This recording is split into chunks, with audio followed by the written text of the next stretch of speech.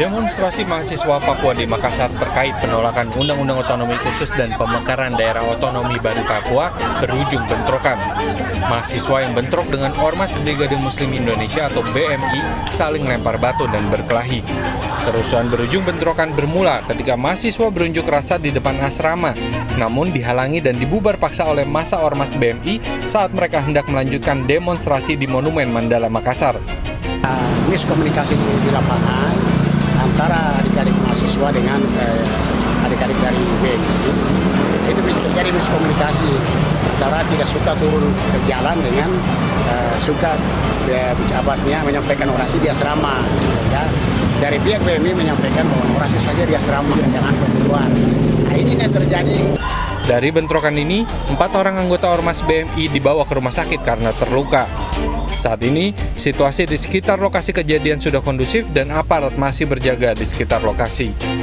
Dari Makassar, Sulawesi Selatan, Andi Dery Sunggu, iNews melaporkan.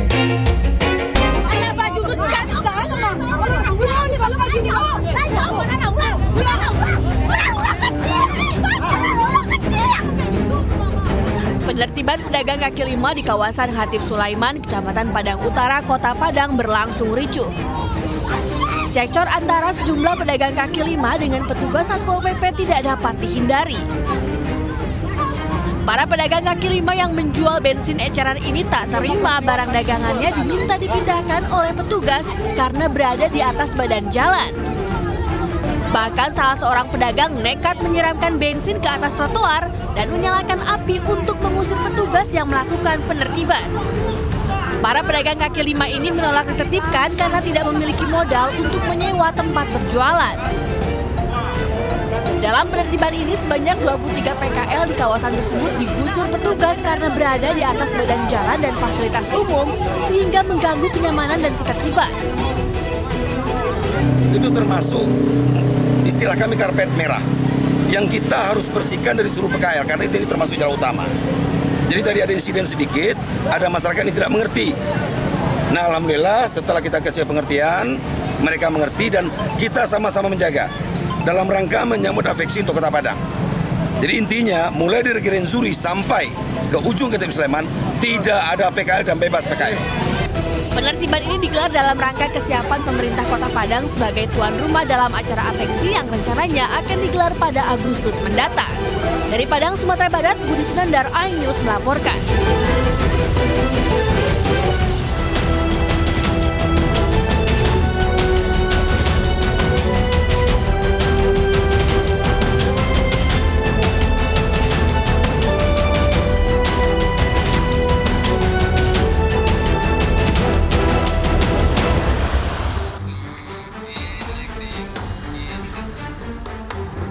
Halo, selamat pagi. Senang deh pagi ini ditemani Arlista lagi nih. Selamat pagi Arlista. Pagi baby. Apa kabar? Baik sekali dan tentunya ini senang ya bisa kembali menjumpai pemirsa di Lapor Polisi.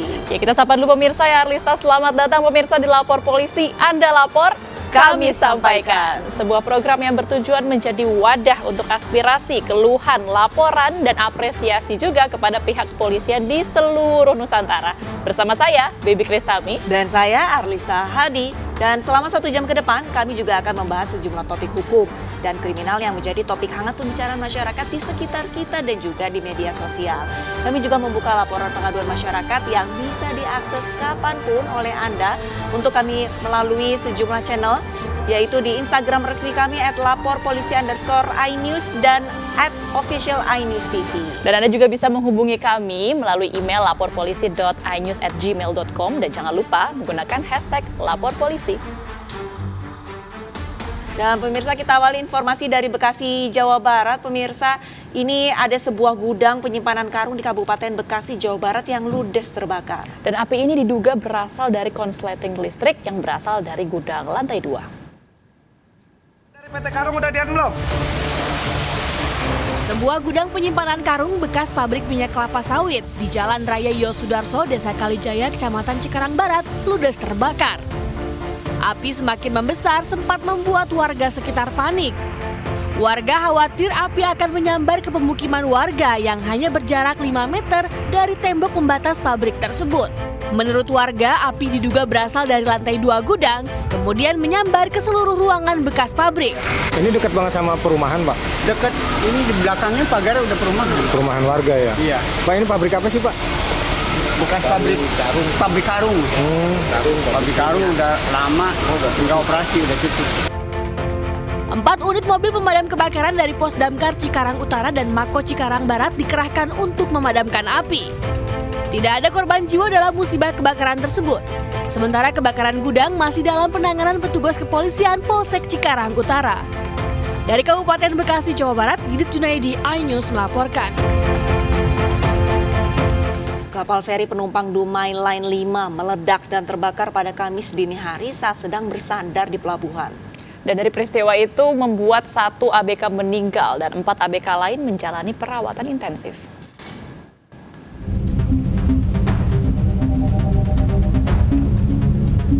Ledakan keras yang berasal dari kapal feri penumpang Dumai Line 5 mengagetkan warga dan ABK kapal lainnya di sekitar pelabuhan domestik Sekupang, Batam. Polisi dari Satuan Polair, Polda Kepri, dan Polresta Barelang yang bergerak ke lokasi kejadian tak bisa berbuat banyak. Besarnya api langsung menghanguskan badan kapal. 1 orang ABK yang belum diketahui namanya ditemukan meninggal akibat ledakan kapal naas tersebut. Jenazah korban langsung dievakuasi ke Rumah Sakit BP Batam. Selain korban meninggal, 4 ABK lainnya menjalani perawatan intensif karena mengalami luka bakar serius. Bunyi aja tuh, meledak. Ya, macam bom gitu. Itu kapal apa, Pak? Katanya Dumai 5. Itu kapal feri? Feri, ya. Oh, ngangkut penumpang ya, Pak? Ya. Biasanya dia trayeknya kemana? Kurang tahu. Belum ada keterangan resmi dari kepolisian terkait peristiwa terbakarnya kapal feri Dumai Line. Polisi masih melakukan upaya pemadaman api dan penyisiran di sekitar lokasi. Gusti Yenosa, Batam, Kepulauan Riau. Kita ke informasi lain, pemirsa. Jajaran Polresta Cirebon berhasil meringkus puluhan anggota geng motor dalam operasi Libas Lodaya 2022. Anggota geng motor yang dibekuk berasal dari berbagai kelompok yang kerap meresahkan warga. Pengen hiburan tapi banyak penyisiran. Aksi geng motor kian meresahkan masyarakat. Di Kabupaten Cirebon, Jawa Barat, sekelompok geng motor digerebek saat mereka live streaming di media sosial sambil membawa senjata tajam. Tujuan geng motor konvoy adalah menantang kelompok lain untuk tawuran. Polisi juga menangkap 27 tersangka dari geng motor lainnya selama operasi Libas Lodaya 2022. Selain menangkap total 60 tersangka, polisi juga menyita berbagai jenis senjata tajam. Sebelumnya, belasan anggota geng motor di wilayah Pleret, Kabupaten Cirebon ditangkap saat tengah berpesta miras. Petugas gabungan juga menggerebek daerah Arjawinangun dan wilayah timur Cirebon. Polisi menangkap puluhan geng motor yang sedang berpesta miras. Penangkapan geng motor ini merupakan tindak lanjut petugas setelah mendapatkan laporan dari masyarakat. Polisi menangkap total 40 orang geng motor dan seluruhnya dibawa ke Mapolresta Cirebon. Selain menangkap anggota geng motor, polisi juga menyita belasan senjata tajam, miras, obat-obatan hingga atribut geng motor. Dari Cirebon, Jawa Barat, Toy Iskandar, iNews melaporkan. Dan pemirsa, untuk mengetahui perkembangan terhadap penertiban geng motor di kota Cirebon, kami sudah bergabung dengan Kapolresta Cirebon, Kombes Pol Arief Budiman. Selamat siang, Pak Arief. Selamat siang, Bu. Terima kasih. Pak Arief, ini terima kasih telah bergabung bersama kami di Lapor Polisi. Tapi seperti apa sih proses penertiban geng motor di kota Cirebon dan berapa orang anggota geng motor yang sudah ditangkap, Pak? Ya, baik. Terima kasih. Semuanya ini berawal dari adanya pengaduan maupun juga keresahan warga terkait dengan aktivitas yang dilaksanakan oleh geng motor di wilayah Kabupaten Cirebon. Dimulai dari kegiatan konvoy, pesta minuman keras, kemudian dalam pelaksanaan konvoy juga menggunakan senjata tajam, dan ada beberapa yang terlibat dalam perkara penganiayaan maupun pengeroyokan. Relevan dengan perintah langsung dari Bapak Kapolda Jawa Barat terkait dengan pelaksanaan operasi Libas Lodaya tahun 2022, maka kemudian kami jajaran Polresta Cirebon melaksanakan kegiatan penertiban razia sekaligus juga penggerebekan ke markas-markas geng motor. Sebagaimana yang sudah kita rilis ada 60 tersangka yang kemudian kita amankan, dan dari 60 tersangka tersebut ada beberapa yang terlibat. Yang pertama terkait dengan perkara penganiayaan dan pengeroyokan, perkara obat-obatan keras, kemudian juga perkara terkait dengan sajam, dan juga perkara terkait dengan tindakan-tindakan yang mengganggu Kamtibmas, yaitu pesta miras di lingkungan warga. Dari tersangka tersebut, kemudian 27 diantaranya kita lakukan proses sidik sebagaimana perkara-perkara yang dilanggar yang tadi telah tersampaikan. Iya Pak Arief, ini kan berarti sudah diamankan ya Pak ya, geng motor yang meresahkan masyarakat. Apakah seluruhnya ini adalah anggota di bawah umur, dan kalau iya bagaimana proses hukumnya Pak? Baik, jadi dari keseluruhan tersangka tersebut tadi sudah kita pilah, ada yang di bawah umur memang, bahkan ada beberapa yang berjenis kelamin wanita, termasuk juga ada beberapa di antara yang telah dewasa.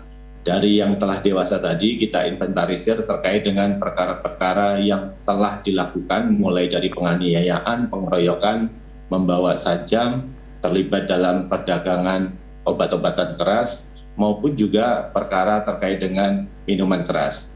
Untuk yang melanggar terkait sajam, penganiayaan, termasuk juga obat-obatan keras, kita laksanakan proses sidik penegakan hukum. Sedangkan untuk yang terlibat pesta miras, kita laksanakan proses sidang dipiring sebagaimana ketentuan yang ada. Sekaligus juga kami informasikan pasca kegiatan penggerebekan sekaligus juga razia di markas-markas geng motor, sampai dengan hari ini kurang lebih 1 minggu terakhir ini ada 6 kelompok geng motor yang telah melaksanakan deklarasi membubarkan diri, mulai dari wilayah Cirebon Timur, Cirebon Tengah maupun Cirebon Barat. Geng motor diantaranya dimaksud diantaranya adalah Langlengsang, kemudian ada yang GBR, ada yang ekstasi, maupun juga geng motor Moonraker. Pak Arief tadi sudah sempat sampaikan ada 6 anggota geng motor. Lantas untuk pembinaan terhadap mereka seperti apa? Dan untuk antisipasi geng motor yang di luar sana yang mungkin belum terjerat ataupun terrazia ini seperti apa Pak antisipasinya? Baik, terima kasih. Kalau untuk dalam rangka antisipasi, sebagaimana konsep penanggulangan kejahatan, kami menggunakan 2 pendekatan, yaitu pendekatan non-penal system dan pendekatan penal system. Pendekatan non-penal system ini melalui upaya-upaya preemptif dan preventif kepolisian, sekaligus juga bagaimana kita menjangkau di hulu permasalahan. Petugas Satbimas beserta Babin Kamtibmas telah masuk ke sekolah-sekolah, melaksanakan sosialisasi, pembinaan, penertiban, sekaligus juga kegiatan-kegiatan rahasia di sekolah dalam rangka upaya-upaya preemptif dan preventif.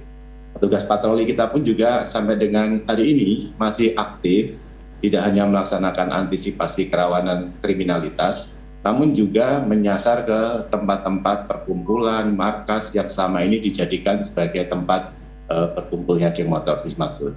Kemudian juga upaya penal sistem yaitu represif, kita laksanakan upaya penegakan hukum sebagaimana yang tadi saya sampaikan, dan khusus yang memang masih di bawah umur kita melakukan treatment secara khusus melalui orang tua, melalui sekolah maupun juga tokoh-tokoh yang ada di lingkungan sekitar. Iya Pak Arief, tadi Pak Arief sempat katakan bahwa anak-anak di bawah umur ini anggota geng motor membawa senjata tajam dan juga terlibat dalam peredaran narkotika. Apakah ada penelusuran lebih dalam mengenai dari mana anggota geng motor yang di bawah umur ini khususnya mendapatkan senjata tajam dan juga narkotika Pak Arief? Baik, terima kasih. Jadi kalau untuk yang terlibat dengan senjata tajam, rata-rata mereka sudah bukan lagi di bawah umur. Untuk yang terlibat dengan obat-obatan keras, dalam hal ini adalah narkotika, mereka mendapatkan dari salah satu pengedar yang sampai dengan saat ini masih kita laksanakan pengejaran. Baik, terima kasih banyak Pak Arief. Kami berharap keamanan Kota Cirebon ini dapat terus terjaga. Salam sehat Pak Arief. Amin. Terima kasih. Iya memang Baby dan pemirsa ini semoga razia geng motor ini dilakukan di daerah lain, tak hanya di Cirebon ya. Banyak soalnya warga yang mulai resah nih karena pulang malam ataupun yang pagi buta mereka harus pergi ke pasar. Atau ke pasar, begitu Arisa. Kayak kita juga nih ya, pagi-pagi sudah harus berangkat ke kantor. Ya semoga juga bisa tetap aman, masyarakat lebih terasa dilindungi oleh pihak berwajib. Dan ya ini juga karena anggotanya di bawah umur harus ada pengawasan dari orang tua ya Lista ya? Iya, karena pengawasan orang tua ini sangat penting untuk mengawasi nih kegiatan dari anak-anaknya ini seperti apa. Kalau misalkan memang ingin disalurkan energinya, disalurkanlah energinya itu melalui kegiatan-kegiatan yang lebih positif. Betul. Dan pemirsa, informasi berikutnya diduga karena tidak mendengar peringatan, seorang nenek tewas tertabrak kereta di Tasikmalaya, Jawa Barat. Informasinya sesaat lagi, usai jeda berikut tetaplah bersama kami.